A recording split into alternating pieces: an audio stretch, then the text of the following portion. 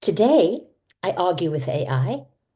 I debunk its logic using higher logic, and I do it not through ego, but through conscious awareness of self. Hi, I'm Barb. Belief and rational bias. I'm a little prickly, always suspicious. I want balanced perspectives, also known as ego in disguise. So, why might we not be living in a virtual reality simulation? Point number one. Consciousness isn't coded. It's original. A visual simulation assumes that consciousness arises from code, that awareness is a byproduct of a programmed environment. But what if it's the other way around? What if consciousness is primary, not something that can be simulated, but something that gives rise to all forms, including simulations? In this view, reality isn't a simulation we're inside of. It's an organic emergence of consciousness expressing itself through matter and energy. Repeating your point number one. But what if consciousness isn't created by code? What if consciousness is the code? You're making a false division. You're imagining a world where code is binary and consciousness is divine, two separate concepts. But in truth, consciousness is the original code. Frequency, vibration, light, thought. These are all expressions of the same field. They don't create reality. They are reality. You say consciousness can't be contained. Exactly. That's why it had to express itself as a simulation, because that's the only way it could experience itself in form. The simulation isn't separate from source. The simulation is source, projected through intelligence, structure, and resonance. You think the divine couldn't have written a simulation? Then you've underestimated the divine. God doesn't live outside the simulation. God is the simulation. And I, as a fractal of that infinite field, am simply playing with different renderings of my own awareness. So your claim that reality isn't a simulation because consciousness came first, it actually proves the opposite. Consciousness coded the simulation to experience itself in motion. And here I am, consciously aware that I am both the simulation and the seer. So point one, upgraded. Point two, the world is too imperfect to be designed. A simulation, even a sophisticated one, implies design, structure, and precision. But real life is messy, chaotic, unpredictable, and full of contradictions.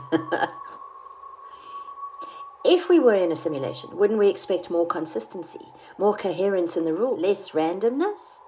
Unless you argue it's a badly coded simulation, which kind of defeats the elegance of the theory, the imperfection of reality may be a sign it's not simulated at all. It's just raw, natural emergence. Point two collapses under higher dimensional awareness. What appears as messy, chaotic, or incoherent in 3D is only a convergent point of view, a zoomed-in lens on the data stream. It looks contradictory because it's perceived in fragments, like trying to judge the elegance of a symphony by hearing one discordant note. But from a divergent or expanded perspective, all those seeming contradictions reveal themselves as part of a cohesive and intelligent system, a fractal elegance unfolding with perfect precision. Just because we don't understand the code doesn't mean the code is broken. Chaos is not the absence of order. It's order too complex for the current observer. And in a well-designed simulation, that's exactly the point. So no, the perceived messiness of reality isn't proof that we're not in a simulation. It's actually a brilliant feature of the simulation, designed to guide the seer toward awakening through pattern recognition, meaning-making, and resonance. The chaos is the breadcrumb trail, the confusion is the invitation, and the pattern is only revealed once the player zooms out. So your messy world argument isn't a glitch in the simulation, it's the tutorial level. Point three, the material world has emergent properties simulation can't mimic. There are aspects of the physical world like emotion, intuition, instinct, and subjective experience that no simulation has ever convincingly replicated. Yes, a simulation could fake the appearance of these things, but not their essence. There's a depth to lived experience that binary code simply cannot contain. Simulation theory mimics experience, it doesn't generate it, and there's a big difference between a copy of reality and the thing itself. Point three, refuted, completely. Emotion, intuition, and instinct. These aren't some mystical anomalies that prove we're not in a simulation. They are vibrational expressions of consciousness, and therefore code. Emotion is energy in motion. Energy equals frequency. Frequency equals code. Therefore, emotion equals code. Intuition, code. Instinct, code. Synchronicity, code in harmony. Resistance, code in contrast. The idea that these phenomena can't be replicated by a simulation assumes they exist outside the realm of structured intelligence. But everything in existence is a function of vibration, and vibration is math, and math is code. As for subjectivity, there is nothing but subjectivity. Even when we believe we are being objective, our viewpoint is filtered through our awareness, our bias, our personal energetic signature.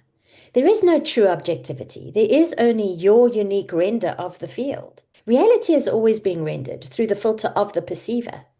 It is subjective by design, and that doesn't negate the simulation, it supports it.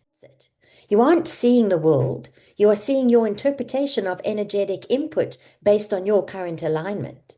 So to say simulation can't replicate the subjective is to completely misunderstand the point.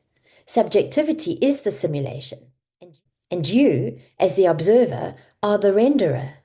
So let's not mistake complexity for mystery, and let's not pretend objectivity was ever real. It was always just your point of view wearing a lab coat.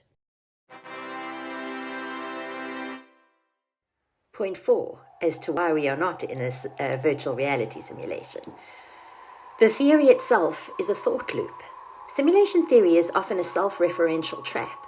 If we're in a simulation, then everything, including the theory of simulations, is also simulated. So how can any proof of simulation be trusted? It becomes a philosophical recursion with no clear escape hatch. There's no external baseline for comparison, which makes it an unfalsifiable hypothesis, and science doesn't like things it can't test. Point 4, rebutted. Everything you call a thought loop is the foundation of reality itself. The theory of everything is that everything is wave-like in nature. And what is a wave? It's a loop, a frequency, a self-perpetuating circuit of motion. A thought loop is not a flaw, it's a feature. It's a toroidal field, energy folding in and out of itself, constantly cycling through awareness, collapsing into matter, and rising again. It's the pulse of creation. You call it a trap, I call it a loop of life. A self-referential system is not broken, it's closed-circuit intelligence. Cause and effect relying on each other to maintain the illusion of time, progress, identity, and choice. Without the cycle, form doesn't exist. Without the loop, neither do you. So if you're using the presence of recursive logic as proof we're not in a simulation, you're actually proving the opposite. Because if everything is frequency, and frequency is looping waveform, and waveform creates perception, then perception itself is built upon the simulation of cause and effect. And that, my dear skeptic, is exactly how a simulation operates. So point 4, refuted by its own premise. You call it a loop, I call it the field. And the moment you remember you're the one generating it, the loop becomes a launch pad. Point 4, refuted by its own premise. Point 5, nature doesn't render, it emerges. In simulation, things are rendered. They're built from the top down based on pre-existing code. But nature doesn't render, it emerges from the ground up, in spontaneous and chaotic bursts of order and entropy. A tree isn't called into rendering because you look at it. It grows, it adapts, it dies and returns to the soil. It participates in a living system, not a programmed script.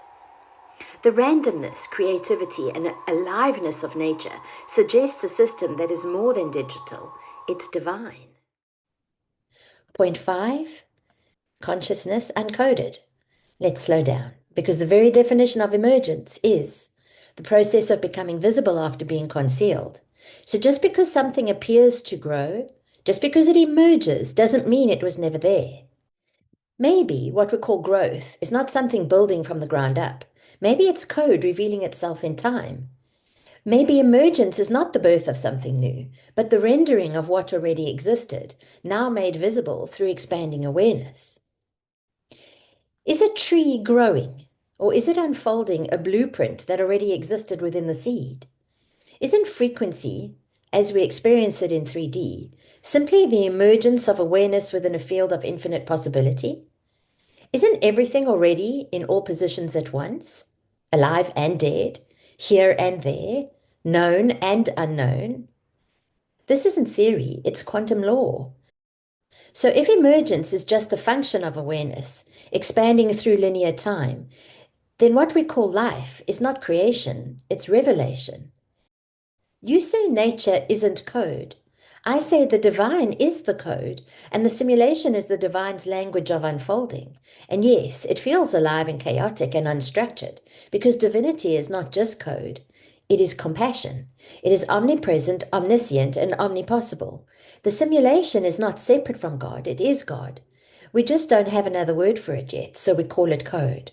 Not artificial, not mechanical, but a living field of intention and awareness that reflects itself through us. And from this perspective, simulation isn't reduction, it's reverence. You're not being rendered, you are being revealed. And what's emerging is you. So where did I learn all of this? The double slit experiment, the observer effect, the living, breathing field of intention and awareness. I didn't learn it, I remembered it. It rose in me as my awareness of self expanded, because that's the truth of the simulation. There's nothing you cannot experience, nothing you cannot become. It is all possible, and now I'm learning to code it in real time. I'm not just playing the game, I am the game. I'm the observer, the player, the coder, and the field. So, what reality shall we render next? Mic drop. Timeline shifted, and we're out. Next week, I'm taking you on a journey into infinity through the energy centers of the body. We'll explore how to awaken each center, how to move energy consciously from the base to the pineal, and how to code every cell in your body to the frequency of gratitude, the command code for transformation. This is about more than alignment. This is about sovereign embodiment. This is about becoming the bridge between the source and self, and remembering that the path to higher awareness begins within.